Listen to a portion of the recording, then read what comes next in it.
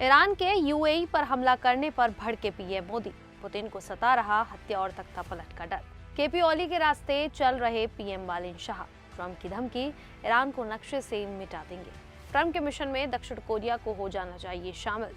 चीन की फैक्ट्री में विस्फोट से 26 लोगों की मौत। नमस्कार, मेरा नाम है शालिनी और आप देख रहे हैं द न्यूज़ 15। स्वागत है आपका हमारे खास प्रोग्राम दुनिया के हालचाल में। चलिए नजर डालते हैं इन बड़ी खबरों पर विस्तार से। ईरान की ओर से संयुक्त अरब अमीरात के फुजैरह तेल क्षेत्र पर हुए हमले में 3 भारतीय नागरिक घायल हो गए हैं। इस घटना के बाद नरेंद्र मोदी और भारत के विदेश मंत्रालय ने कड़ी प्रतिक्रिया दी। उन्होंने इस हमले को पूरी तरह अस्वीकार्य बताया और इसकी निंदा की। प्रधानमंत्री मोदी ने कहा कि नागरिकों को और जरूरी ढांचे को निशाना बनाना गलत है। उन्होंने ये भी कहा कि भारत यूएई के साथ खड़ा है और सभी समस्याओं का समाधान बातचीत और कूटनीति से होना चाहिए। उन्होंने हॉर्मुज जलडमरू मध्य का जिक्र करते हुए कहा कि वहां से सुरक्षित और बिना रुकावट आवाजाही बहुत जरूरी है, क्योंकि इससे दुनिया की ऊर्जा सप्लाई जुड़ी है। विदेश मंत्रालय के प्रवक्ता रणधीर जायसवाल ने भी कहा कि ऐसे हमले तुरंत रुकने चाहिए और भारत क्षेत्र में शांति चाहता है। यूएई के रक्षा मंत्रालय के मुताबिक उनकी वायु रक्षा प्रणाली ने कई मिसाइल और ड्रोन को रोक दिया, लेकिन एक ड्रोन हमले से तेल सुविधा में आग लग गई। वहीं ईरान ने सीधे तौर पर हमले की जिम्मेदारी नहीं ली और कहा कि वो हालात को और बिगाड़ना नहीं चाहता है। तो वहीं रूस के राष्ट्रपति व्लादिमीर पुतिन की सुरक्षा को लेकर खतरा पहले से ज्यादा बढ़ गया है। रिपोर्ट्स के मुताबिक हत्या या तख्तापलट की आशंका के चलते उनकी सुरक्षा काफी सख्त कर दी गई है। अब पुतिन ज्यादातर समय अंडरग्राउंड बंकरों में रह रहे हैं और यूक्रेन के साथ चल रहे युद्ध पर ध्यान दे रहे हैं। बताया जा रहा है कि पुतिन अब मॉस्को और बाल्दाई जैसे अपने पुराने ठिकानों पर कम जा रहे हैं। वे दक्षिण रूस के क्रास्नोदार इलाके के सुरक्षित बंकरों में कई हफ्तों तक रहते हैं। इस दौरान सरकारी मीडिया पुरानी वीडियो दिखाकर ये संदेश देता है कि सब कुछ सामान्य है। ड्रोन हमलों के बढ़ते खतरे के कारण रूस की सुरक्षा एजेंसी फेडरल प्रोटेक्टिव सर्विस ने सुरक्षा और कड़ी कर दी है। हाल में कई रूसी सैन्य अधिकारियों पर हमले भी हुए हैं, जिससे चिंता और बढ़ गई है। पुतिन के आसपास काम करने वाले लोगों पर भी सख्त नियम लागू किए गए हैं। उन्हें मोबाइल, इंटरनेट और पब्लिक ट्रांसपोर्ट इस्तेमाल करने की अनुमति नहीं है। उनके घरों में भी निगरानी बढ़ाई गई है। अब पुतिन कम ही सार्वजनिक कार्यक्रमों में दिखते हैं। एक्सपर्ट्स मानते हैं कि वे पहले से ज्यादा अलग थलग हो गए हैं, जिसका असर उनकी लोकप्रियता पर भी पड़ रहा है। वहीं 27 मार्च 2026 को बालिन शाह के नेतृत्व में नेपाल में नई सरकार बनी। 35 साल के बालिन देश के सबसे युवा प्रधानमंत्रियों में गिने जा रहे हैं। उन्होंने भ्रष्टाचार के खिलाफ सख्त रुख अपनाया और बदलाव के वादों के दम पर सत्ता हासिल की। लेकिन सरकार बनने के कुछ ही हफ्तों में उनके 2 फैसलों से भारत और नेपाल के रिश्तों में तनाव बढ़ गया। पहला फैसला था भारत से आने वाले 100 नेपाली रुपए से ज्यादा कीमत के सामान पर कस्टम ड्यूटी लगाना। ये ड्यूटी 5% से 80% तक रखी गई है।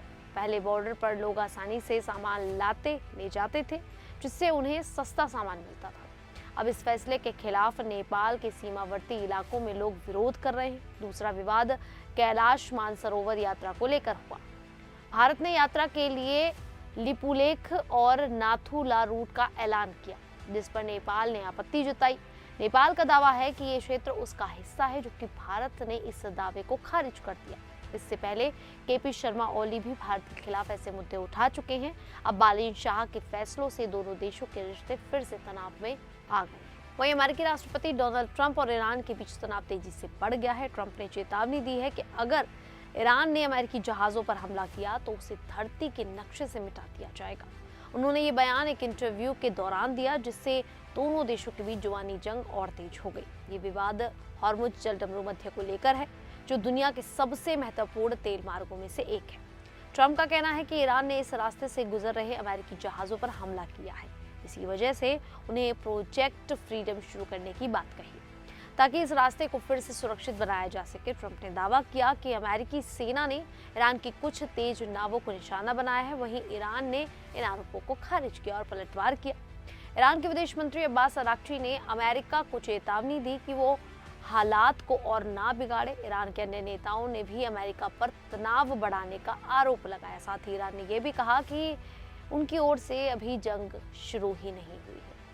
वहीं दूसरी तरफ प्रोजेक्ट फ्रीडम के तहत हॉर्मुज स्ट्रेट में जहाज़ों की आवाजाही को लेकर दोनों देशों के बीच टकराव देखने को लगातार मिल रहा है और ये टकराव लगातार बढ़ता ही जा रहा है। अमेरिकी राष्ट्रपति डोनाल्ड ट्रंप ने दावा किया है कि ईरान की 7 तेज नावों को नष्ट कर दिया गया है। उन्होंने ये भी कहा कि अब दक्षिण कोरिया को इस मिशन में शामिल होने पर विचार करना चाहिए क्योंकि उसके एक मालवाहक जहाज को निशाना बनाया गया था।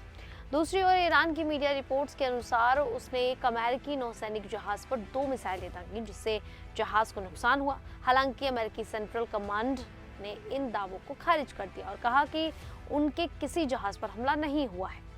अमेरिका का कहना है कि वो इस क्षेत्र में फंसे जहाज़ों को सुरक्षित निकालने के लिए काम कर रहा है।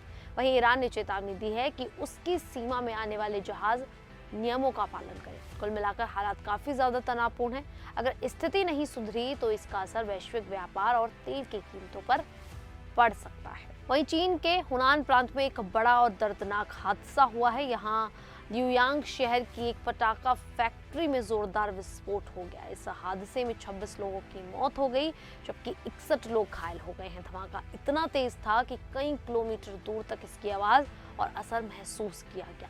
हादसे के बाद पूरे इलाके में अफरा तफरी मच गई। सोशल मीडिया पर सामने आए वीडियो में चारों तरफ धुआं और तबाही का मंजर दिखा। घटना के तुरंत बाद राहत और बचाव कार्य शुरू कर दिया गया। करीब 480 से ज्यादा बचावकर्मी मौके पर पहुंचे और मलबे में फंसे लोगों को निकालने का काम शुरू किया गया। रोबोट्स की मदद से भी सर्च ऑपरेशन चलाया जा रहा है। घायलों को पास के अस्पतालों में भर्ती कराया गया है जहां उनका इलाज चल रहा है। अधिकारियों के अनुसार फैक्ट्री के पास बारूद का गोदाम भी था जिससे खतरा और बढ़ गया था। सुरक्षा के लिए आसपास के लोगों को सुरक्षित जगह पर भेज दिया गया। प्रशासन ने कंपनी के प्रमुख को हिरासत में लेकर जांच शुरू कर दी है। यह हादसा दिखाता है कि ऐसे खतरनाक उद्योगों में सुरक्षा नियमों का पालन बहुत ज्यादा जरूरी है। खैर, इस पूरे मामले को लेकर आप लोगों की क्या राय है, आप हमें कमेंट करके जरूर बताइएगा। अभी के लिए इतना ही, फिर हाजिर होंगे ऐसी ही देश और दुनिया से जुड़ी बड़ी खबरों के साथ। तब तक के लिए देखते रहिए द न्यूज़ 15।